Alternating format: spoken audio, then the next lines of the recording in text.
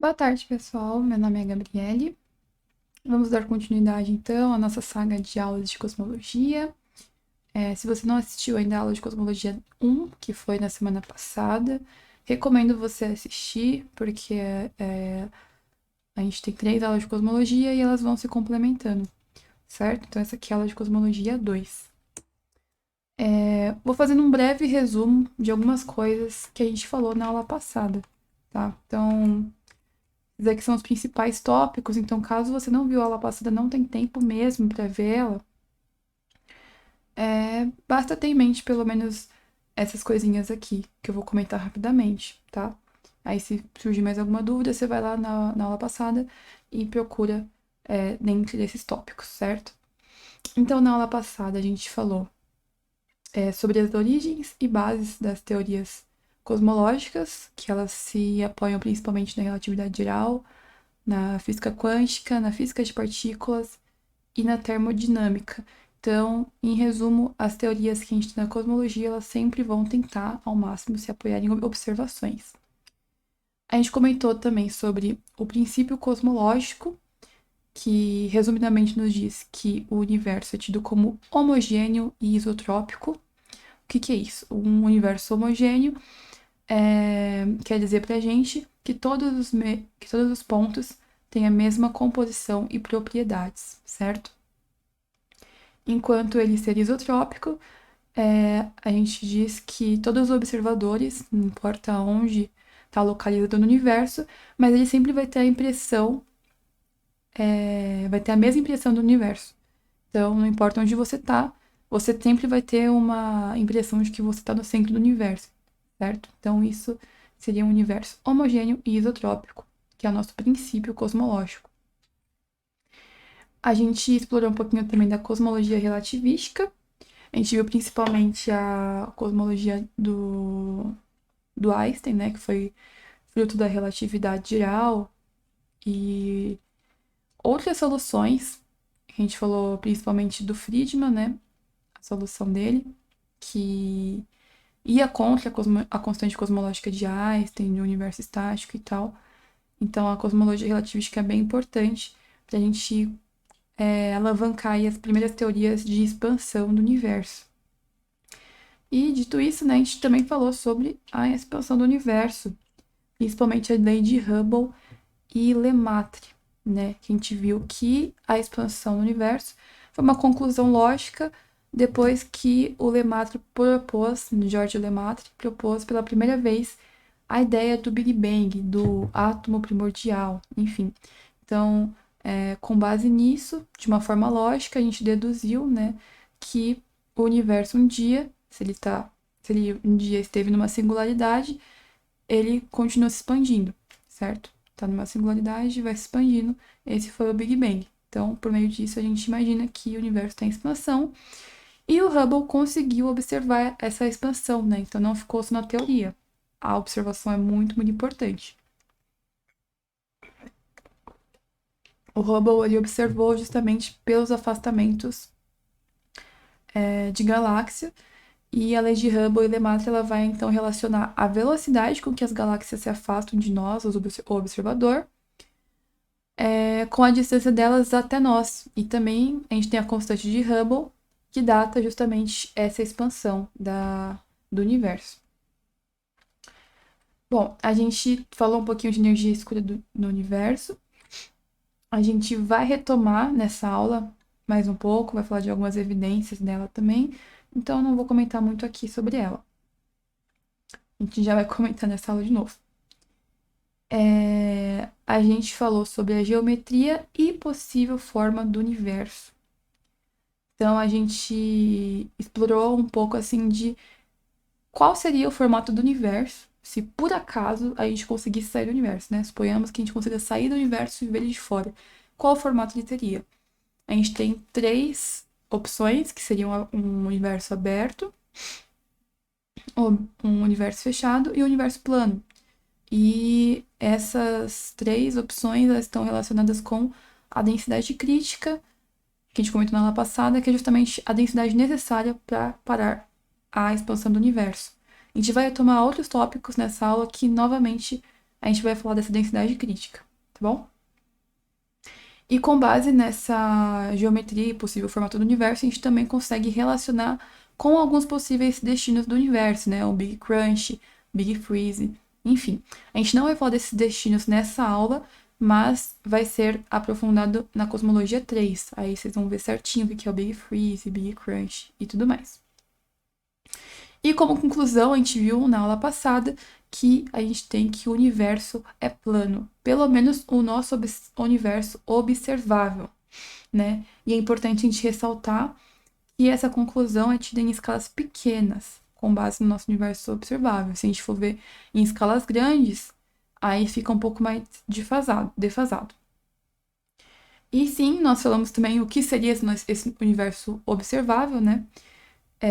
E esse universo observável, a gente diz que a velocidade da luz, ela impõe um limite para a nossa observação.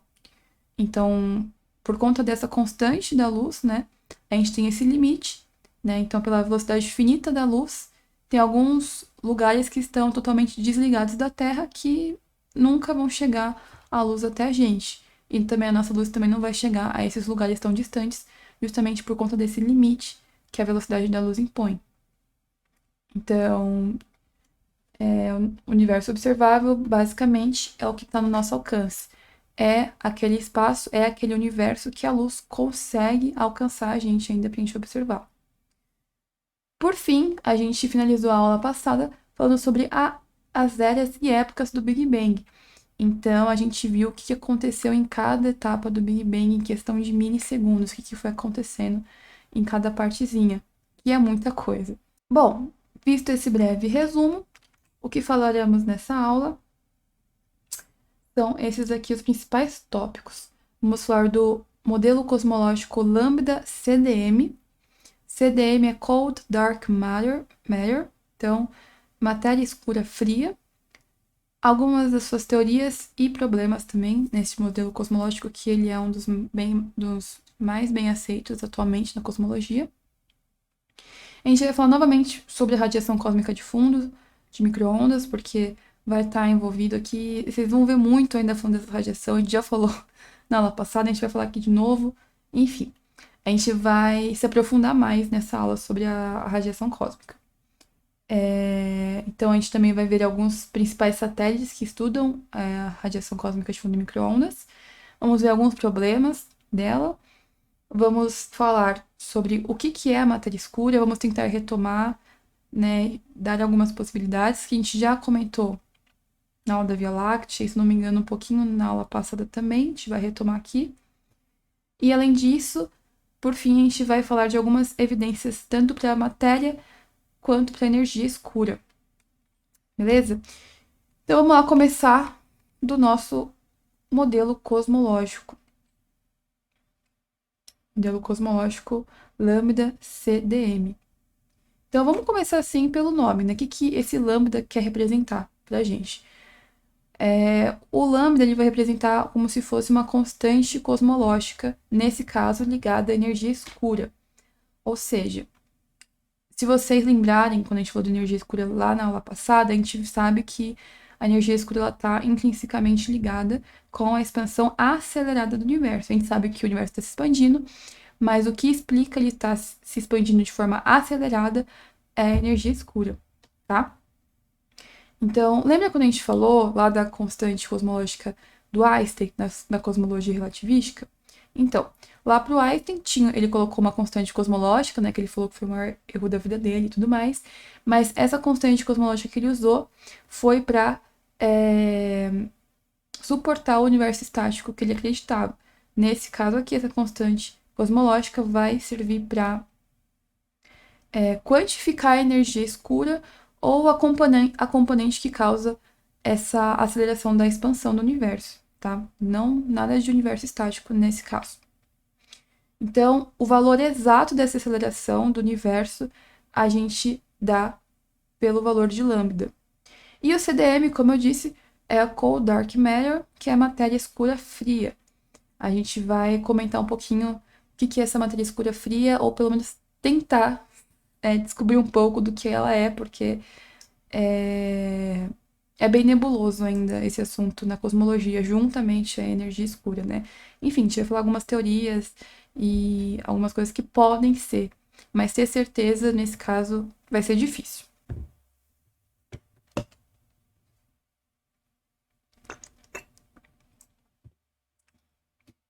Então, como eu disse, com base na composição do universo, né? Que no caso é o que tem aqui nessa imagem aqui, a composição do nosso universo é de que a gente tem 69% de energia escura, 5% de matéria bariônica, que seria a matéria normal, e 26% de matéria escura. Então, com base nisso, o modelo cosmológico mais aceito atualmente é o lambda CDM, ou a gente também chama de modelo padrão. Então, pois dentro deste modelo é possível encontrar todos os ingredientes do universo que encontramos até hoje: matéria bariônica, matéria escura e energia escura. Então, atualmente, esse modelo é o mais aceito por esses motivos e também porque ele é um modelo que está de concordância com a teoria do Big Bang. Então, ele também consegue explicar as observações cósmicas realizadas sobre a radiação cósmica de fundo de microondas. Assim como as estruturas em grande escala do universo e as observações realizadas sobre supernovas. Isso vai ficar um pouco mais fácil de entender ao decorrer da aula quando a gente falar de evidências para energia escura, que as supernovas são uma das maiores evidências para isso. Mas, em resumo, todo esse modelo ele vai pretender explicar a expansão acelerada do universo, e é o modelo conhecido mais simples que está de acordo com todas as observações até o momento. Então vamos lá, né? A radiação cósmica de fundo de microondas é uma importantíssima evidência para a expansão do universo e para o modelo lambda CDM. Nesse modelo, a gente estuda a matéria escura, portanto, a radiação cósmica é relevante para estudarmos essa questão também, justamente porque a radiação e a matéria aqui, se vocês lembrarem um pouquinho das eras lá do Big Bang, dá para fazer esse link também. Bom, então esse último tópico aqui fala bem resumidamente como que essa radiação cósmica de fundo é importante para a gente nesse modelo e como que a gente consegue detectar ela até o dia de hoje. Então, como a matéria, núcleos atômicos e elétrons principalmente, se aglomerou e formou as estruturas, ou seja, se modificou com o passar do tempo, restaram apenas os fótons, que seria justamente essa radiação cósmica, dessa sopa primordial, que viajaram livres para nos contar a história do passado do universo. Então é por isso que a gente consegue detectar até hoje. Essa radiação cósmica, a gente fala que são vestígios do Big Bang, né? Além disso, a radiação cósmica de fundo em microondas, ela é tida como um corpo negro. Então, antes de a gente falar um pouquinho mais sobre como essa radiação se comporta como um corpo negro, eu vou dar uma pincelada com vocês aqui sobre o que é um corpo negro, o que é a radiação de um corpo negro. Bom, primeiramente, o corpo negro foi teorizado por Gustav Robert Kirchhoff em 1860, e a gente diz que o corpo negro é um absortor e emissor perfeito. Por quê? O corpo negro absorve toda a luz que incide sobre ele sem refletir nada de radiação. Então, aqui nessa imagem, a gente vê a luz está sendo incendida, ele absorve tudo e não reflete nada, certo? Fica preso no corpo. Porém, ele emite radiação, o que torna possível medir sua temperatura. Parece talvez um pouco confuso nesse sentido, mas o que acontece? Quando a gente tem a reflexão, a radiação que chega e que sai desse corpo negro são do mesmo tipo. Agora, na emissão, não. A radiação já é diferente. Nesse caso aqui, é o que a gente vai chamar de radiação térmica, certo? Com isso, a gente tem, então, que toda a radiação vinda do meio externo, que entra na cavidade através de um orifício, não conseguindo sair dela, acaba sendo absorvida pelas suas paredes, que é nesse caso aqui. E aí, o que acontece é que, por conta de agitações térmicas que tem aqui das partículas, naturalmente, as partículas carregadas que compõem as paredes da cavidade ressonante oscilam e produzem radiação térmica, que é nesse caso aqui, tá? Então, toda a radiação externa que atinge um corpo negro é absorvida, não consegue sair. Mas por conta dessas oscilações de partícula, a gente tem o que a gente chama de radiação térmica do corpo negro. Esse corpo negro ele vai ter, então, um espectro específico de comprimento de onda, que é inversamente relacionado à intensidade, que depende apenas da temperatura do corpo, que é considerada para fim de cálculo de teoria uniforme e constante.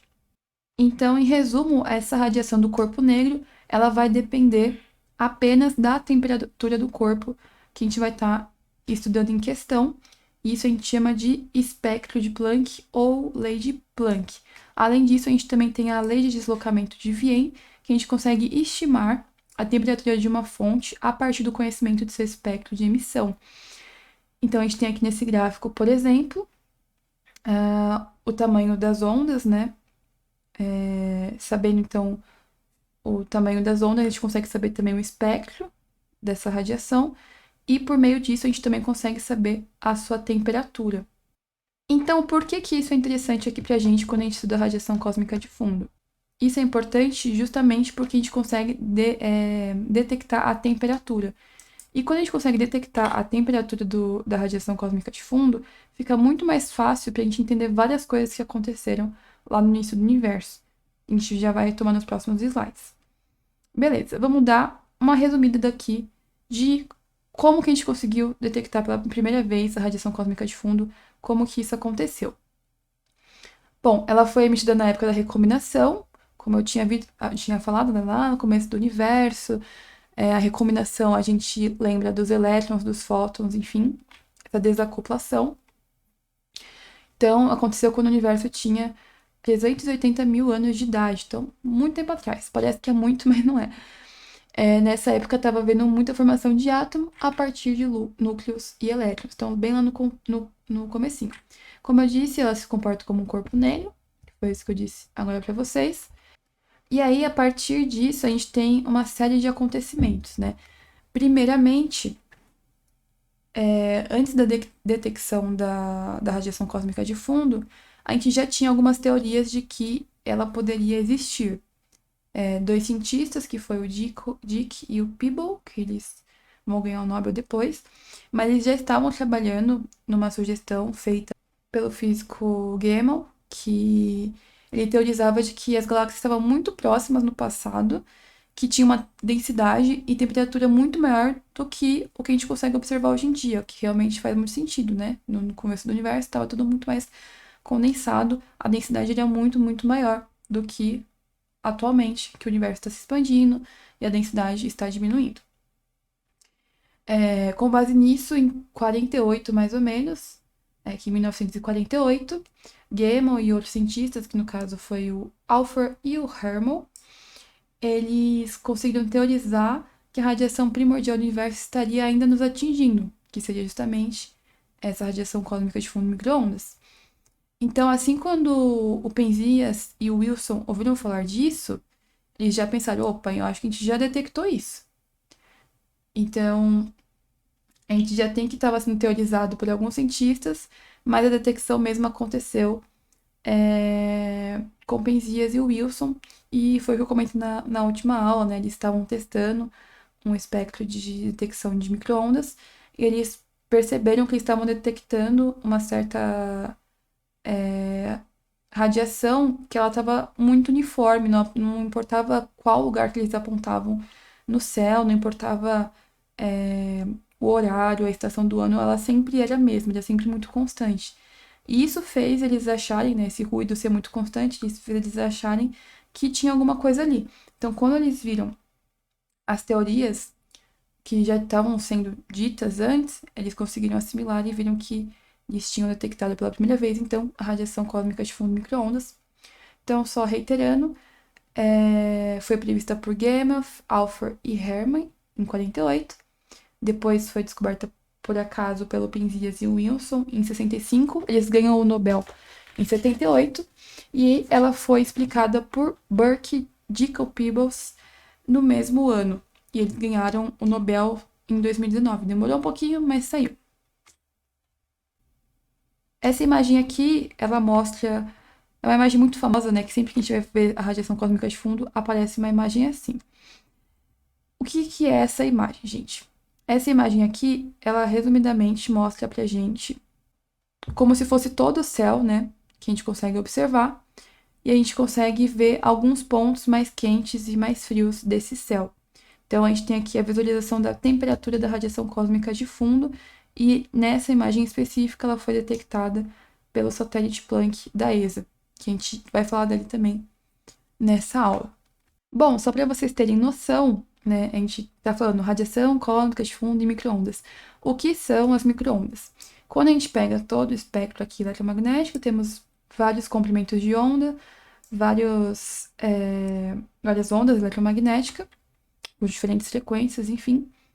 E no caso aqui, o micro-ondas, ele é tido como uma onda eletromagnética de uma alta frequência, e ela é também do mesmo tipo das ondas de rádio, por exemplo. Elas são muito curtas, são ondas muito curtas. E por conta disso, elas não são fontes de calor, desculpa, mas sim de energia, tá? Que é importante também nesse caso aqui. Então, a gente consegue ver que o comprimento de onda das micro-ondas estão entre 3 vezes 10 elevado a 5 nanômetros até 3 vezes 10 elevado a 8. E a frequência está entre 10 a terceira e 10 a quarta milihertz. Então, a gente só precisa ter em mente que as micro-ondas, como diz o próprio nome, são ondas muito pequenas, certo? Com alta frequência, porém com comprimento de onda muito pequeno. Aqui nesse esqueminha mostra pra gente mais ou menos como que a gente consegue detectar essa radiação até os dias de hoje, né? Então, aconteceu aqui o Big Bang. A gente tem aqui que as manchas evidenciam pequenas variações de temperatura na radiação cósmica de fundo. Então, lá no universo tem uma densidade, uma temperatura muito alta, mas também uma grande variação, porque tem muita coisa acontecendo nesse momento. E essa radiação, ela consegue atingir a gente até os dias de hoje, principalmente também por conta da expansão, da inflação do universo. Então, só para reiterar mais uma vez, né, vamos falar mais sobre essa radiação cósmica relacionada ao Big Bang, que certamente estão intrinsecamente relacionadas. Então, como a gente já sabe, estamos cansados de saber, nos primeiros momentos do Big Bang havia muita radiação energética concentrada. Lembrando, como eu acabei de falar, micro-ondas, elas carregam principalmente energia em vez de calor, o que acontece em outros espectros, por exemplo. Então, à medida que o universo se expande, ele vai resfriando e os elementos vão se estabilizando. O universo de expansão causa o que a gente chama de desvio para o vermelho, o famoso redshift, que a gente já falou várias e várias vezes aqui. Então, nessa imagem dá para ver que conforme o universo está se expandindo, a gente tem esse afastamento para o vermelho aqui no comprimento das ondas.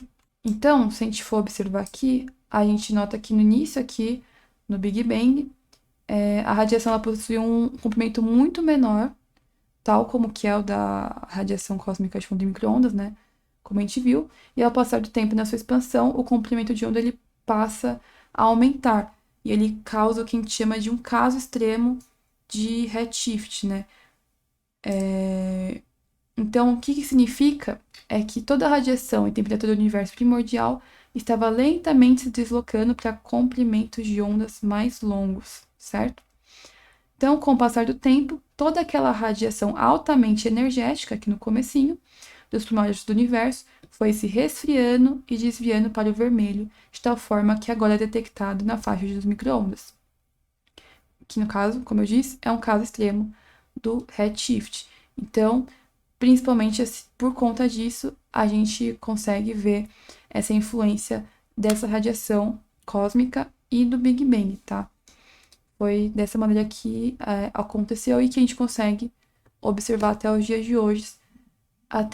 de hoje, principalmente por conta dessa expansão do universo e esse deslocamento do comprimento de onda para comprimento de ondas maiores que a gente consegue detectar hoje na faixa de micro-ondas.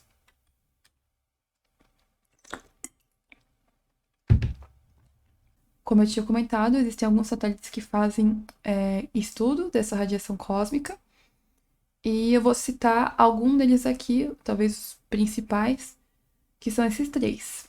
A gente tem primeiro o COBE, que foi lançado em 89, e a gente tem os resultados em 92.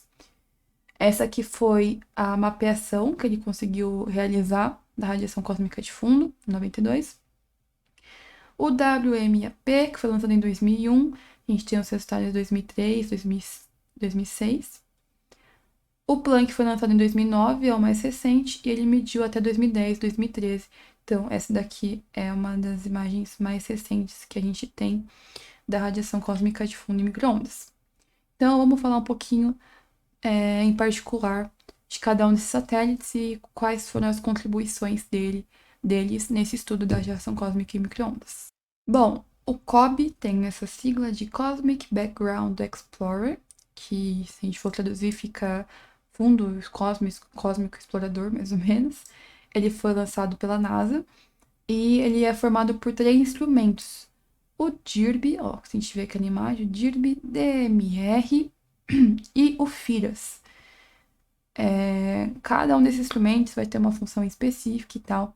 Inclusive, eu deixei aqui o link, vou deixar em todos os slides de todos os satélites, sobre o satélite em si, toda a construção, enfim, quem tiver interesse de se aprofundar mais. Bom, uma dessas descobertas ajudou a afirmar que a matéria teve um início lá no Big Bang. E uma coisa interessante do COBE é que ele foi o primeiro satélite construído exclusivamente dedicado à cosmologia. Então, tem esse feito aí que é um tanto revolucionário nesse sentido. Além disso, ele também conseguiu detectar que o espectro da radiação cósmica de fundo de micro-ondas é de um corpo negro, que estava só em teoria. Com o satélite a gente conseguiu evidenciar, a gente conseguiu detectar que realmente essa radiação se comporta como um corpo negro. Uma outra questão que o COBE conseguiu descobrir, né, fez algumas investigações, foi acerca da anisotropia. O que é a anisotropia? Se a gente for ver da palavra, a gente diz que a anisotropia é a característica de um meio ou de um material em que certas propriedades físicas serão diferentes conforme as diferentes direções. Então, é diferente de isotrópico, por exemplo, né? Quando a gente viu lá o princípio cosmológico, a gente disse que o universo era homogêneo e isotrópico. E aqui no COBE ele consegue observar uma certa anisotropia. Então, que é o contrário de isotrópico. Então, a gente tem uma questão nesse caso. Então, é um dos assuntos, alguns assuntos centrais na cosmologia atualmente, que busca justamente entender quais são os mecanismos pelos quais essas anisotropias e não homogeneidades que a gente consegue observar nesse caso, que é ao contrário do que a gente consegue observar no princípio cosmológico em grandes escalas. Então, a gente conseguiu ver aqui que o princípio cosmológico, em pequenas escalas, talvez ele não seja tão preciso assim. O princípio cosmológico ele é tido como um universo isotrópico em homogêneo, só que em grandes escalas. Então, nesse caso, quando a gente faz essas medidas mais precisas, digamos assim, da radiação cósmica, a gente tem a indicação de um padrão específico dessa anisotropia, que é observada na temperatura dessa tal radiação. Quando a gente toma o caso da distribuição da matéria bariônica em todo o universo, da matéria normal, a gente observa que o universo ele é permeado por fontes de concentrações de matérias e imensos espaços vazios, caracterizando uma grande inhomogeneidade na distribuição da matéria. Então, por meio dessa observação desse satélite, foi algo inédito, a gente consegue concluir principalmente que o princípio cosmológico ele é válido sim, só que em grandes escalas. Quando a gente diminui, a gente consegue fazer algo mais preciso, a gente consegue observar justamente nossa, eu tenho dificuldade para falar essa palavra, desculpa. Uma anisotropia e uma inhomogeneidade, certo? Então, a gente sabe que, nesse sentido, a isotropia e a homogeneidade não são absolutas. Com isso, a gente teve que os responsáveis pelo projeto do COBE ganharam o prêmio Nobel, justamente por conseguir observar essa anisotropia na radiação cósmica de fundo e também porque eles conseguiram ter essa concordância da radiação do corpo negro, que antes era só uma teoria, eles conseguiram aqui fazer essa observação.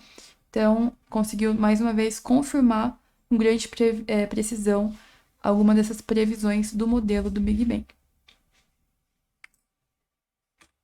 Próximo satélite que a gente vai falar aqui é do WMAP, que a sigla vem de a Wilson Microwave Anisotropy Probe. Não sei nem falar em português, em inglês acho que piorou essa palavra. O COBE ele vai ser, desculpa, o WMAP ele vai ser o sucessor do COBE.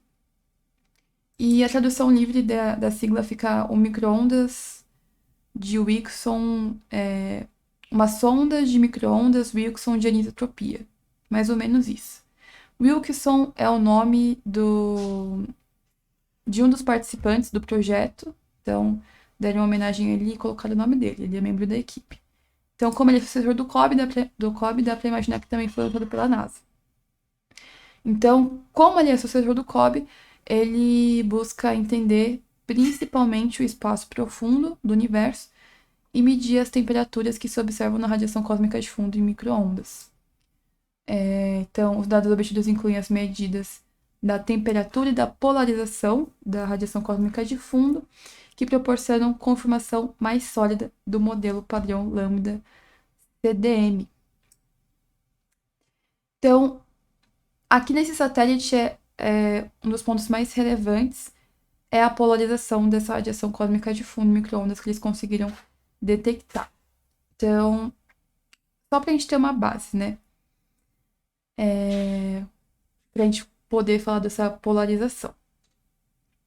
A gente diz que uma onda eletromagnética, qualquer uma que seja, ela é dita linearmente polarizada quando o seu campo elétrico se encontra oscilando sempre em uma mesma direção. Teve uma aula, acho que foi da Via Láctea, acho que foi, que eu falei justamente da questão da polarização. Então, a polarização a gente tem como se fosse um filtro, né? Então, tem várias ondinhas aqui, todas indo para vários lados. Então, a gente tem a polarização linear quando elas conseguem passar por meio desse filtro e seguirem uma única direção, certo? Só que caso essa direção ela varie com o tempo, a onda ela vai ser circularmente polarizada, não vai seguir um caminho linear. Então, por meio disso, o COBE ele conseguiu detectar que para a radiação cósmica de fundo em micro-ondas, essa fração polarizada tem uma porcentagem pequena, próxima a 1% mais ou menos, de amplitude dessas flutuações, dessas temperaturas que a gente consegue detectar. E dependendo do processo físico que deu origem a essa polarização, ela sempre vai ser linearmente polarizada nesse caso. Então, visto que ela é tida de um espalhamento, nesse caso, a radiação cósmica de fundo, ela tem uma polarização linear. Então, esse satélite consegue confirmar o padrão de polarização presente na radiação cósmica de fundo, mesmo que ele seja muito pequeno. Isso foi bem importante nesse sentido.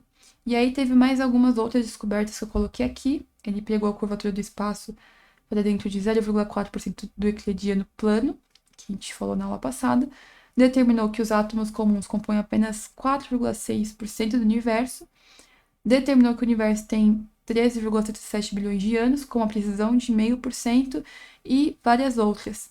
E é interessante que essas descobertas, elas... Só isso daqui que eu coloquei, a gente consegue saber por conta da radiação cósmica de fundo, por conta da polarização, enfim, essas características. Novamente, deixei aqui o site se vocês quiserem ver outras descobertas e se aprofundarem mais no projeto desse satélite. Por último, a gente tem o Planck, que é o último satélite que a gente vai falar aqui. E acho que talvez vocês consigam imaginar que ele chama Planck por conta do cientista Max Planck, que foi muito importante nos estudos do corpo negro.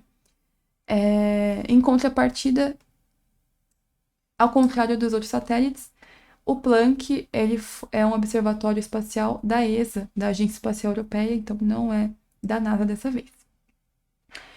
Ele vai ter uma sensibilidade e precisão maior do que o WMAP, então a gente pode dizer que talvez seja um sucessor, né? Apesar de não ser da NASA também. Ele também mapeou as anisotropias da radiação cósmica de fundo. Então, ele pegou já as observações que o WMAP tinha feito sobre as anisotropias dessa radiação e fez algumas melhorias bem significativas para os estudos cosmológicos.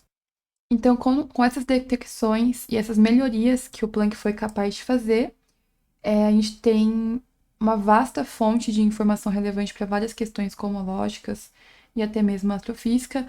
A gente conseguiu testar algumas teorias do universo primitivo e a origem da estrutura cósmica.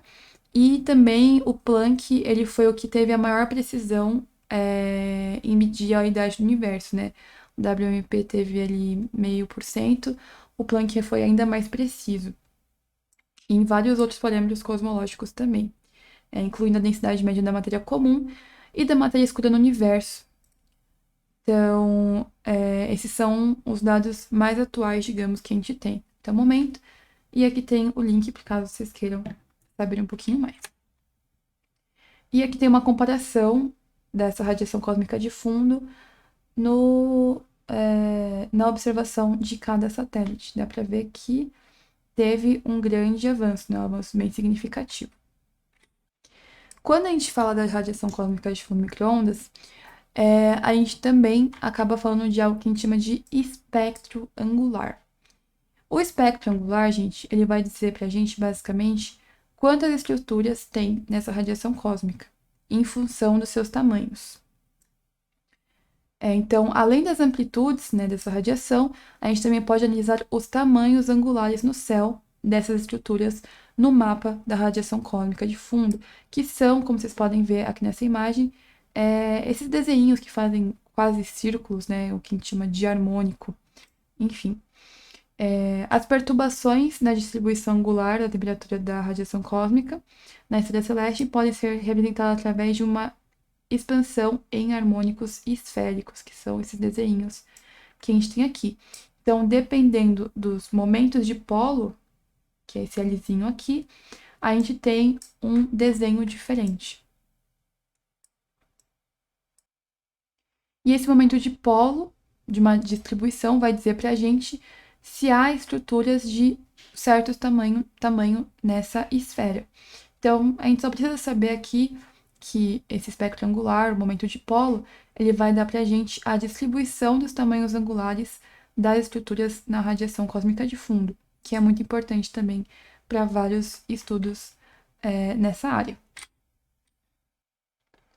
Então, aqui tem alguns tópicos que mostram como esse espectro angular pode ajudar no estudo da radiação cósmica de fundo. Então, esse modelo permite prever qual a distribuição de manchas quentes e frias no fundo cósmico de micro-ondas.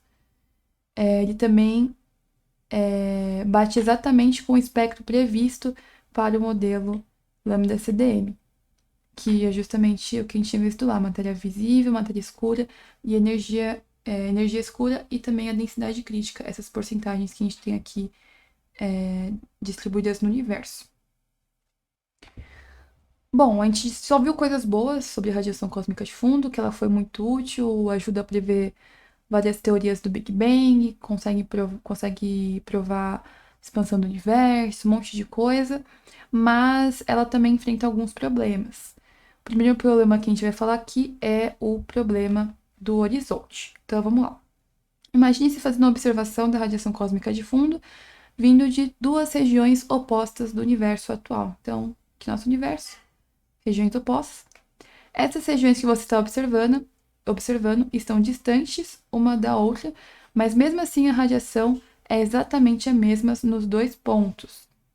Porque a radiação, nesse caso, é isotrópica, tudo bem? Em grandes escalas. E como que isso pode acontecer se esses pontos nunca tiverem contato um com o outro? né? A grande questão do problema do horizonte é justamente isso. A gente tem regiões em lugares opostos, muito distantes, só que eles ainda são isotrópicos, ou seja, possuem as mesmas propriedades. Como que isso acontece? Se eles não tiverem contato um com o outro. Como pode ser que a informação de um chegou até o outro sem estes nunca terem tido interação? Como um ponto sabe da existência do outro e parece exatamente igual? Isso é um problema para a gente porque, teoricamente, não há tempo da informação ser transferida de um ponto a outro, porque esta não pode ser transmitida com uma velocidade maior do que a velocidade da luz, né? Esse limite que a velocidade da luz impõe para a gente. Então, em resumo, o problema do horizonte ele vai relacionar para a gente o fato de a radiação cósmica de fundo ser extremamente uniforme, isotrópica.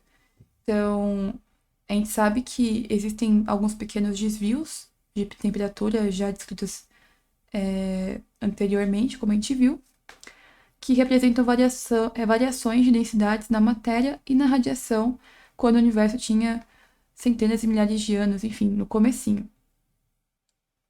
Então, a grande questão é como que pode o universo que tinha uma densidade tão grande no começo, uma temperatura muito grande, ter ficado tão uniforme com o passar do tempo. Não faz sentido nesse momento. E a gente tem um outro problema envolvendo também a radiação cósmica de fundo, que é o problema da planura, que é justamente por que o universo era tão plano na época da recombinação, né? Lá no comecinho. Os astrônomos acham que o valor da densidade do universo é aproximadamente 1, ou seja, a densidade do universo é próxima à densidade crítica. Aquela densidade crítica que a gente viu lá na aula passada. Só que o fato de a densidade do universo ser hoje tão próxima da crítica requer que no início dessa densidade, essa densidade era diferente da densidade crítica por menos de uma parte em 10 elevado a 15.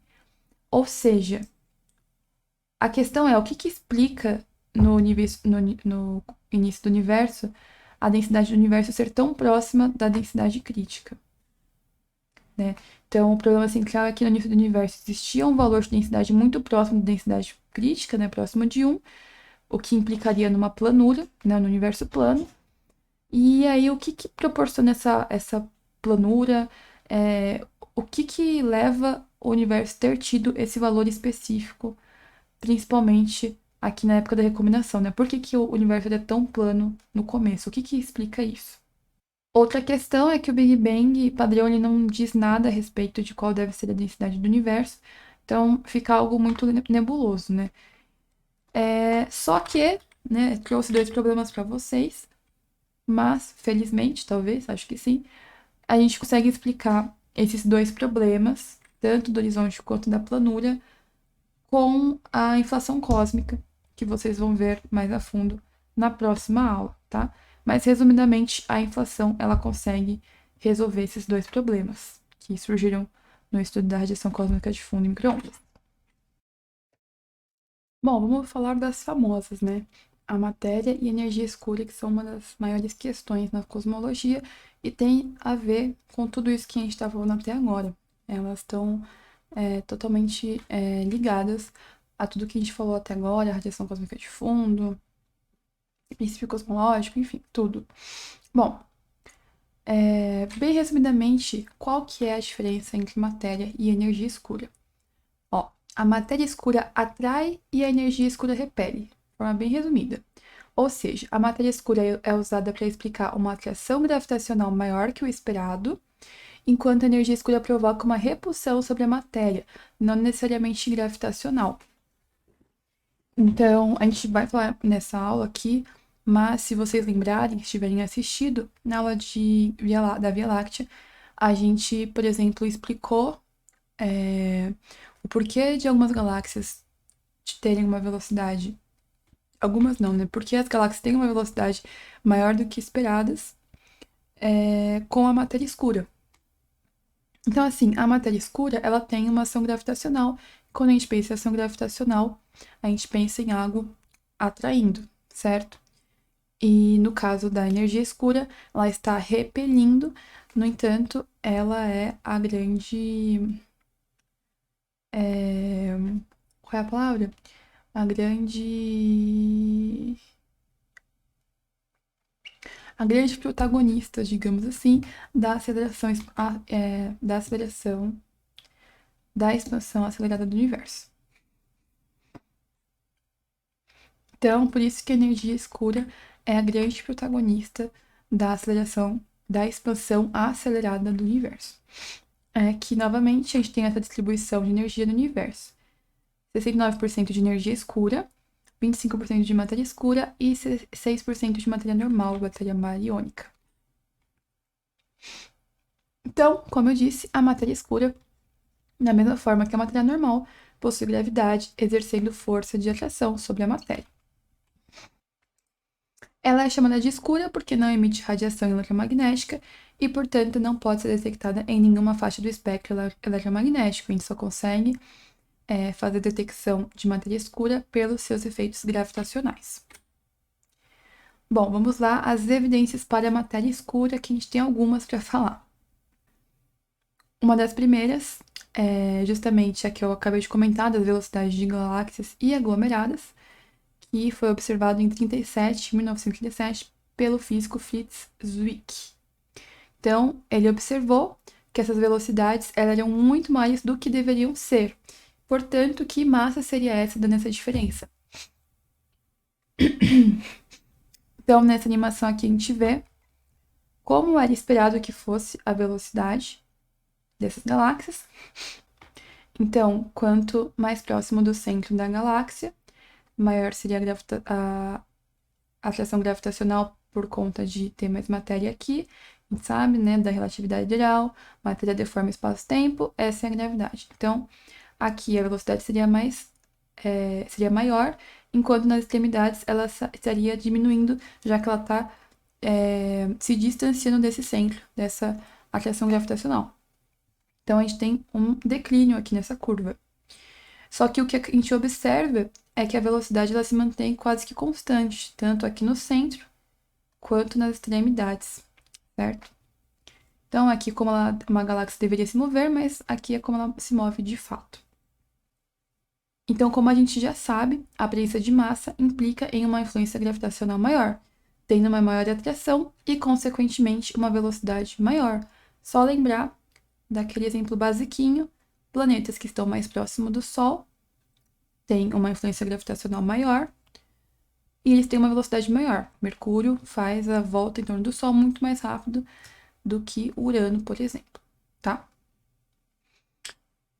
Então, como a gente já sabe também, a matéria escura não emite radiação eletromagnética, portanto, sua forma de detecção é por meios como efeitos gravitacionais sobre os objetos, lentes gravitacionais, bullets cluster, gás interaglomerado e por aí vai.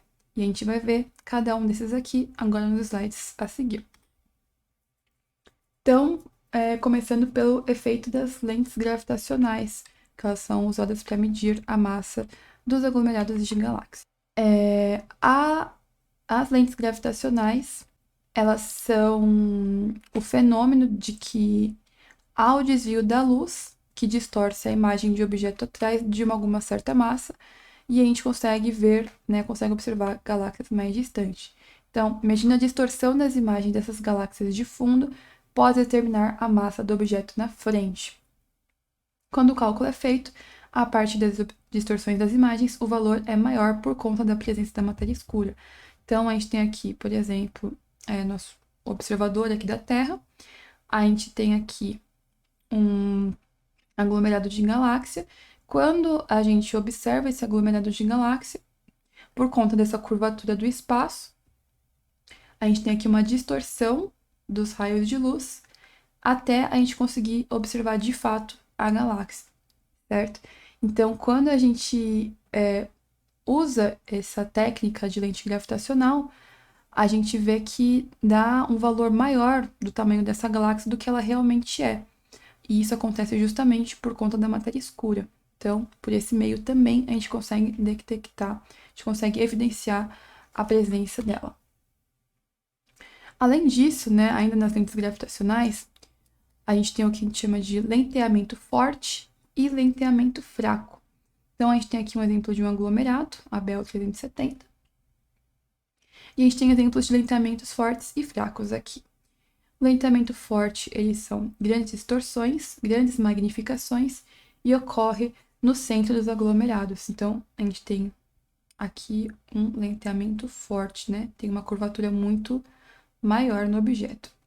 E o lenteamento fraco são pequenas distorções, pequenas magnificações e são detectados estatisticamente. São bem menorzinhos aqui, mas também ocorrem. Bom, outra evidência para a matéria escura seria o gás interaglomerado. O que é esse gás interaglomerado? O que acontece é que quando a gente observa aglomerados de galáxias, enfim, a gente consegue observar um valor de emissão de raio-x que a gente não consegue justificar apenas com galáxias próximas, principalmente ativas, elas emitem muito raio-x. Só que esse valor que a gente detecta não é o suficiente, a gente não consegue justificar esse valor só com essas emissões provindas dessas galáxias ativas. Então, a gente consegue justificar esse valor, que dá um valor superior, justamente por este gás interaglomerado. Então, a emissão em raio-x dos aglomerados não provém das galáxias, né, exceto por uma pequena contribuição de algumas galáxias ativas, como eu disse, mas de um gás tênue que se encontra entre as galáxias e permeia todo o aglomerado, chamado gás interaglomerado. A pressão desse gás está em equilíbrio com a gravitação do aglomerado, tem um equilíbrio entre a pressão e a gravidade. E quando a gente mede essa radiação em raio-x, a gente pode calcular a temperatura e a pressão do gás interaglomerado. Então, só por meio dessa medição desse raio-x que esse gás interaglomerado produz, a gente consegue descobrir a temperatura, a pressão do gás e também a massa desse aglomerado que está envolto desse gás. E quando a gente faz esse cálculo, essa medida de massa mostra que há mais massa do que podemos ver. Então, novamente, a gente também consegue justificar isso com a matéria escura. Mais uma evidência para a matéria escura, que tem também um pouquinho a ver com a evidência anterior que a gente viu, é sobre as massas de aglomerados de galáxias. É só a gente lembrar, quando a gente viu na aula da Via Láctea, que a nossa própria galáxia tem um halo de matéria escura que ocupa cerca de 95% da sua massa. Então, a gente já tem essa relação.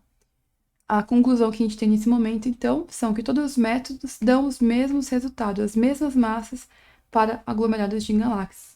A maior parte da massa de um aglomerado fica contido na matéria escura. E não só em aglomerados, mas também em galáxias, né? No caso da Via Láctea e outras também. O enorme halo de matéria escura sustenta todo o aglomerado de galáxias. Aqui tem um exemplo do aglomerado de galáxias Abel, e essa sustentação pode também ser justificada, digamos, pela matéria escura. Por fim, como evidência da matéria escura, a gente tem o Bullet Cluster, o aglomerado bala, que é, na verdade, dois aglomerados de galáxias em colisão, tá? Essa daqui nessa imagem. Então, nesse aglomerado aqui, a gente estima que houve a colisão de dois aglomerados de galáxia, né? Então dá para imaginar que é um evento gigantesco, são duas galáxias, dois aglomerados de galáxias colidindo, e essa colisão gigantesca gerou uma quantidade absurda de energia, e também muita emissão de raio-x nesse sentido. E no campo do raio-x, a observação dessa colisão traz uma nova visão sobre a matéria escura, porque as estrelas, gás e a matéria escura, elas vão se comportar diferente durante a colisão. Então, as galáxias desses dois aglomerados são observadas em luz visíveis, que são as nuvens com uma coloração mais branquiçada aqui. Os gases quentes dos dois aglomerados são observados em raio-x, que são as nuvens em vermelho, e a matéria escura, nesse caso aqui, ela está sendo mostrada em azul. E aí, nesse caso, quando houve esse impacto, essa colisão, a matéria escura ela se comportou como uma matéria ordinária, que no caso a gente diria que ela não interage, e ela cruzou a outra matéria sem haver necessariamente uma colisão, enquanto o gás interestelar ele tem sido arrebatado desses aglomerados. E aí isso faz com que a gente consiga ver essa onda de choque justamente nessas nuvens mais avermelhadas. E aí justamente essa separação da matéria escura e dos gases, dessas nuvens de gás, tida como uma evidência direta para a matéria escura.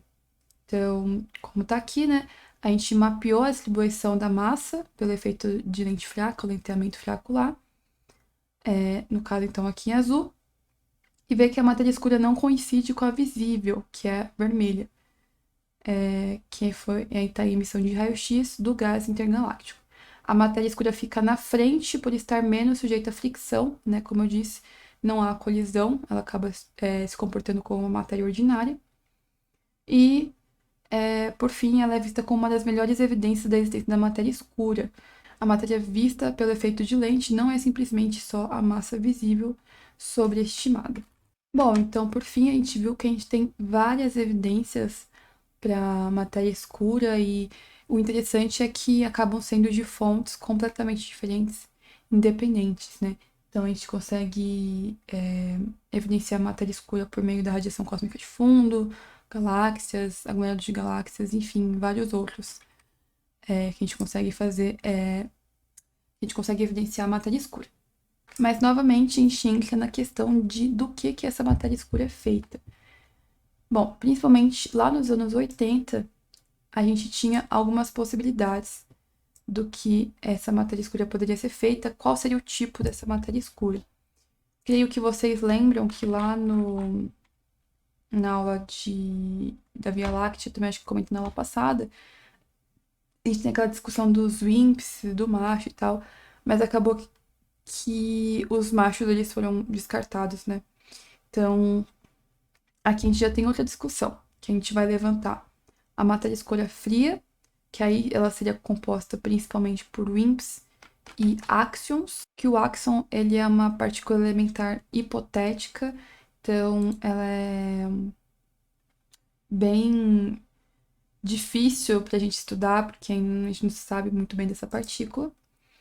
A gente tem a matéria escura morna, que seria o meio termo entre a matéria escura fria e quente, e por fim temos a matéria escura quente, que seria composta de neutrinos. Os neutrinos, eles têm a característica de só interagirem com outras partículas por meio da gravidade e por meio da força nuclear fraca. Eles não têm nenhum tipo de carga elétrica e também fazem parte, né? São uma partícula elementar.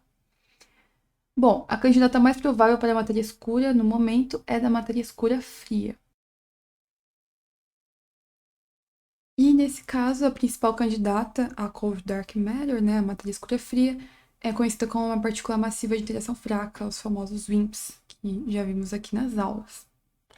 Bom, nessa imagem a gente tem aqui uma simulação de como seria a estrutura do universo da matéria escura quente, morna e fria.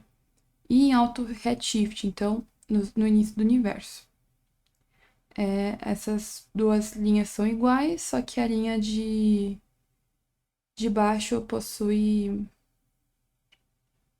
A linha de baixo seria como o universo estaria agora. Aqui seria no comecinho. Então, aqui seria quente, morna e fria. Então, essa simulação aqui seria a mais válida para a estrutura do nosso universo atual. Bom, ainda na exploração de tentar descobrir do que a matéria escura é feito, a gente tem algumas simulações que podem ajudar a gente, nesse caso, né, determinar se essa matéria escura é quente, morna ou fria, né? Então, aqui a gente tem algumas simulações da evolução das grandes estruturas no universo. Então, nesse caso aqui, a gente tem Hot Dark Matter e a Cold Dark Matter, e essa aqui do meio seria a distribuição de galáxias observadas. Então, quando a gente leva em consideração a matéria escura quente, a gente vê que a distribuição das galáxias não parecem tanto quanto a que a gente consegue observar, enquanto na matéria escura fria consegue se assimilar mais um pouco com o que a gente observa, tá? Cada pontinho preto aqui desse seria a representação de uma galáxia.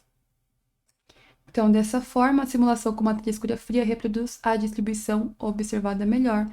Então, esse é um ponto positivo para que a gente saiba que provavelmente a matéria escura é uma matéria escura fria, certo? Então, formada de WIMPs, áxions, entre outras partículas elementares com interação fraca. Bom, mas além disso, de tudo isso que a gente falou, o modelo padrão, né, da matéria escura fria, ele enfrenta alguns problemas também, como tudo na cosmologia. Então vamos lá. O modelo Lambda-CDM explica bem a estrutura em grandes escalas, mas apresenta alguns problemas em escalas menores. Alguns desses problemas são o problema da galáxia anã, também conhecido como problema dos satélites ausentes, o Cusp Halo Problem, que é o problema dos halos pontudos, e o problema de morfologia galáctea. E a gente vai ver cada um desses tópicos aqui nos slides a seguir para poder entender por que eles seriam um problema para a matéria escura fria. Bom, primeiramente, a gente tem o problema de galáxias anãs. Acho que vocês conseguem lembrar lá das aulas de galáxia, o que são exatamente esses corpos. A gente tem até um exemplo perto da gente, que são as nuvens de Magalhães, que às vezes são, né, vistas como galáxias anãs ou galáxias satélite. Enfim, o que acontece é que em escalas menores, a matéria escura fria, ela não produz um padrão de distribuição das galáxias como teoricamente a gente consegue estruturar em grandes escalas, né? Que a gente viu isso em alguns slides anterior. Elas prevêem muito mais centenas de galáxias anãs no grupo local do que observado. Então, com base na matéria escura, era para ser predito muito mais galáxias satélites do que realmente existem. Então, por meio dessas simulações cosmológicas que a gente prediz a evolução da distribuição da matéria no universo, a gente tende a achar que a matéria escura ela vai se agrupando hierarquicamente em um número cada vez maior, principalmente dos halos, e justamente por conta disso, por conta desse agrupamento, nessa distribuição de matéria no universo, era esperado que houvessem muito mais dessas galáxias anãs do que é realmente observado. Algumas possíveis saídas para esse problema são que ainda não detectamos essas galáxias, talvez, né?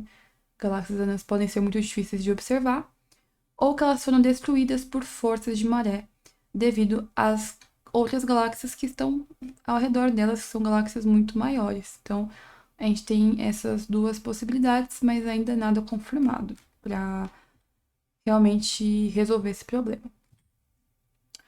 O segundo problema é o Cusp Halo Problem, né? O nosso problema dos halos pontudos, digamos, que diz que as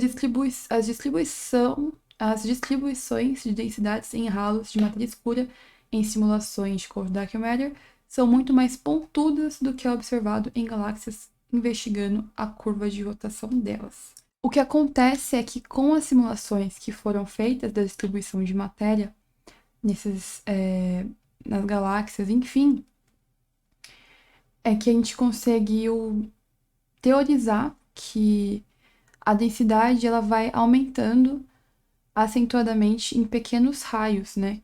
Enquanto as curvas de rotação da maioria das galáxias anãs observadas sugerem que elas têm um perfil de densidade de matéria escura central plana, que seriam formação de núcleo. O que era esperado é que essa matéria estivesse mais distribuída, com uma densidade menor, né? Só que o que se observa é que essa densidade fica maior, na verdade, e acaba fazendo a formação de núcleos, né? Então, o que era esperado nos halos de galáxias de baixa massa, no caso das galáxias anãs, é que a densidade aumentasse conforme vai se afastando dos halos e formaria essas pontinhas, né? Por isso que seria um halo pontudo. Mas o que é observado nas galáxias anãs é que, na verdade, se forma um núcleo e não há, de certa maneira, a dispersão dessa matéria, não apresentando essas pontinhas que a gente esperaria observar.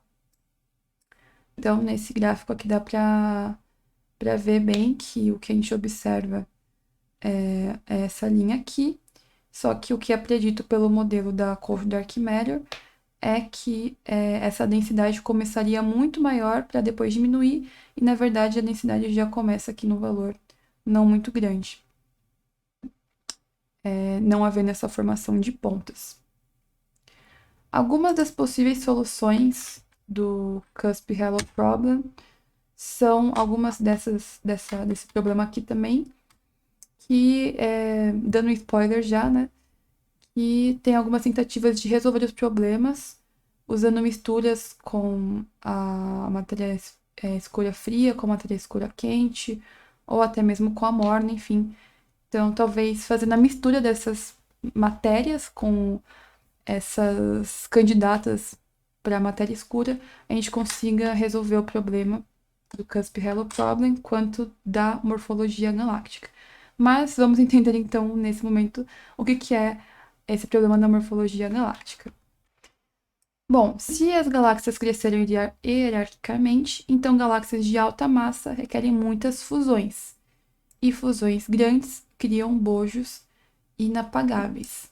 Só lembrando que o bojo galáctico, ele é onde se encontra uma grande concentração de estrela, formação, enfim, seria o grupo de estrela central daquela galáxia. Então, a gente tem que galáxias muito massivas, naturalmente, elas vão ter mais fusões, vão formar mais estrelas, né? Então, quanto mais estrelas, maior vai ser a chance dessa formação desse bojo galáctico, dessa região central de estrelas. Porém, o que acontece é que cerca de 80% das galáxias observadas não contêm bojos. E galáxias discos gigantes sem bojos são comuns. A fração de galáxias sem bojos foi quase constante por 8 bilhões de anos. Então, essa é um problema, porque não era para se esperar esse comportamento, né, de não ter esses bojos em galáxias que são significativamente maiores, já que elas, logicamente, fusionam mais e produzem mais estrela. Então, né, como eu já tinha dito, um das tentativas de resolver esse problema são misturando esses outros tipos de matéria escura. Bom, visto então as evidências para matéria escura, a gente também vai ter algumas evidências para energia escura. Na verdade, nessa aula a gente vai falar principalmente das luminosidades de supernovas do tipo Ia, tá? Que essa aqui é a evidência mais forte que a gente tem atualmente para energia escura. Então, primeiramente, o que é uma supernova do tipo Ia, né? Só relembrando aqui com vocês. Essas supernovas, elas surgem geralmente de sistemas binários, compostas de anãs brancas, que são destinos de algumas estrelas. Por exemplo, o nosso Sol, quando ele morre, ele se forma uma anã branca. E aí, o que acontece é que nesse sistema binário, a anã branca ela acaba absorvendo no decorrer do tempo o gás que está ali em volta dela, e dessa forma ocorre a formação, novas explosões de supernova dentro desse sistema binário. Aí esse processo vai continuar se repetindo com essa absorção desse gás que está em volta delas, até ela começar a entrar em colapso na própria gravidade. E aí, nesse caso, esse colapso vai desencadear uma fusão nuclear e a estrela vai explodir, formando então a supernova. Esse fenômeno também ele é conhecido como supernova nuclear. Vocês provavelmente viram nas aulas anteriores quando estudamos supernovas. Aí só para vocês conseguirem visualizar esse processo melhor, vou colocar um videozinho aqui rapidinho para vocês. da ESO que mostra mais ou menos como ocorre esse processo que eu falei para vocês agora.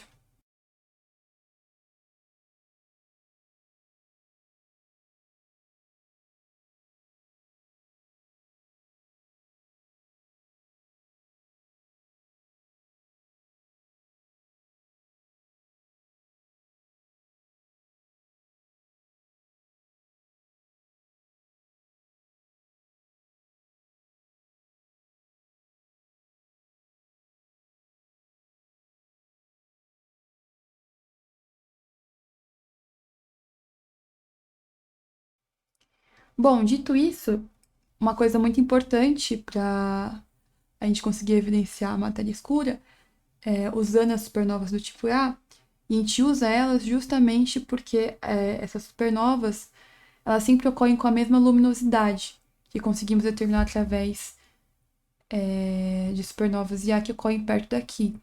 Então, elas são tidas como velas padrão, né? A gente já viu esse termo por aqui. Então, o grande diferencial das supernovas do tipo IA, por isso que a gente vai usar elas aqui, é que com alta precisão ela é intrinsecamente muito mais brilhante e também brilham por mais tempo. Eles conseguem manter esse padrão de luminosidade, sendo ótimas velas padrão nesse sentido, nesse estudo. Então, por meio dessa luminosidade, a gente consegue calibrar as distâncias de supernovas e das suas galáxias hospedeiras, e também a gente consegue medir o desvio para o vermelho da luz, né, o redshift da luz das estrelas dessas galáxias.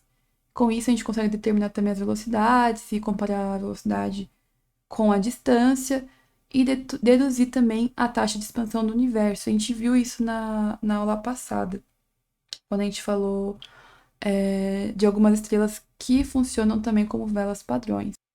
E apesar delas terem um brilho muito intenso, né, ser constante, ser muito bom para a gente estudar, a luminosidade aparente, que é o brilho do objeto no céu, ele acaba diminuindo com o quadrado da distância até nós, né?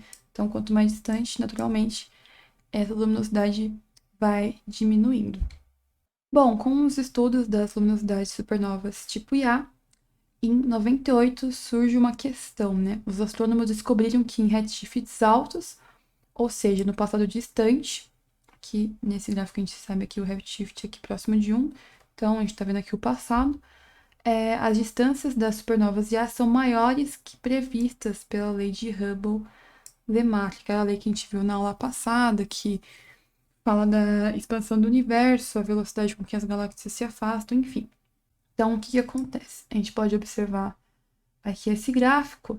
Nessa parte superior, a gente tem essa linha aqui, que seria a curvatura da expansão atual do universo, que é uma expansão constante de uma relação linear dada pela lei de Hubble, numa expansão acelerada. Aqui na parte inferior, a gente tem um desvio quando a gente chega no redshift, em redshifts elevados.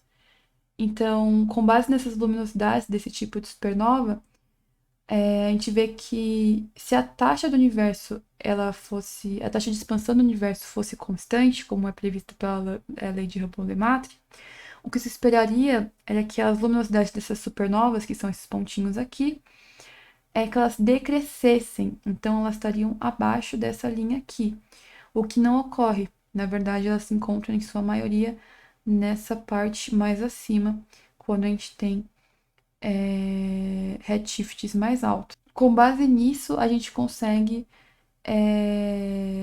evidenciar ainda mais a expansão acelerada do universo. E isso está intrinsecamente ligado à energia escura. Então, porque se a gente consegue contribuir, se a gente consegue evidenciar essa expansão acelerada do universo, a gente também está evidenciando a energia escura, que seria a principal responsável por essa aceleração da expansão do universo. Bom, com isso, o valor da densidade da energia escura determinado através dessas distâncias de supernova bate bem também com o valor determinado pela radiação cósmica de fundo, cerca de 69% da densidade crítica do universo. E isso rendeu o prêmio Nobel para esses três cientistas aqui em 2011, justamente por terem conseguido contrastar a aceleração de expansão do universo no final dos anos 90, mais ou menos. E chegando ao fim da nossa aula, a gente chega aqui a um dos maiores mistérios da cosmologia, que é do que a energia escura é feita. Diferente da matéria escura, que a gente tem até bastante palpite, na energia escura as coisas ficam bem mais nebulosas, né? A gente diz que a energia escura é como se fosse um espaço vazio, ou como está aqui, a energia do vácuo. O que é interessante é que todos os dados que a gente tem até hoje, eles são consistentes com o modelo cosmológico padrão, no qual essa energia escura corresponde à energia do vácuo. Essa energia ela é de uma origem quântica, mas ela é irredutível. Então, ela é uma propriedade inerente do próprio espaço. Então, mesmo na ausência de matéria, essa energia ela ainda existe. Por isso que é tão complexo e foge tanto da nossa intuição o estudo da energia escura. Então, como diz aqui, uma hipótese identifica ela como energia do vácuo, um nome melhor seria energia do estado fundamental do espaço. Né? Ela seria fundamental, seria inerente e irredutível. Segundo a teoria, o espaço vazio não é nada vazio. Ele consiste de partículas e antipartículas, a gente viu lá na última aula, sendo criadas e aniquilando-se constantemente. Só que a densidade de energia calculada para este estado, né, esse estado de antipartículas, de partículas e antipartículas, é um fator 10 elevado a 120 maior que a densidade da energia escura. Então, ele é talvez o maior erro já alcançado por uma teoria. Então, apesar de a gente ter esse palpite, a margem de erro ela ainda é muito, muito grande para a gente conseguir bater o martelo nesse momento. Algumas tentativas de remediar isso, supondo que diferentes tipos de partículas, bósons e fermions, por exemplo, contribuem com o sinal oposto, assim quase se cancelando. Isso diminuiria essa densidade. Mas mesmo assim, é menos de uma parte em 10 elevado a 120, então também não ajuda muito a gente a chegar a um valor próximo da densidade da energia escura. Então, a gente encerra a nossa aula com esse questionamento, né, um dos maiores mistérios da cosmologia. E, enfim, nossa aula acaba por aqui. Espero que tenham gostado. A cosmologia, ela é muito complexa, sempre tem várias observações sendo feitas, várias teorias sendo testadas, várias teorias sendo postas em xeques, então é uma área muito mutável e por isso que ela é tão complexa, acaba sendo um pouco difícil, às vezes até contra-intuitiva de entender. Mas espero que vocês tenham conseguido tirar algo dessa aula. Bom, essas foram as principais referências utilizadas, caso vocês queiram explorar. E vou deixar aqui na telinha os QR Codes do questionário da aula e da lista de presença. Beleza? Muito obrigada pela atenção, gente. E eu não tenho mais aulas esse ano, então vejo vocês no ano que vem. Quem for participar de novo, no caso. Tchau, tchau.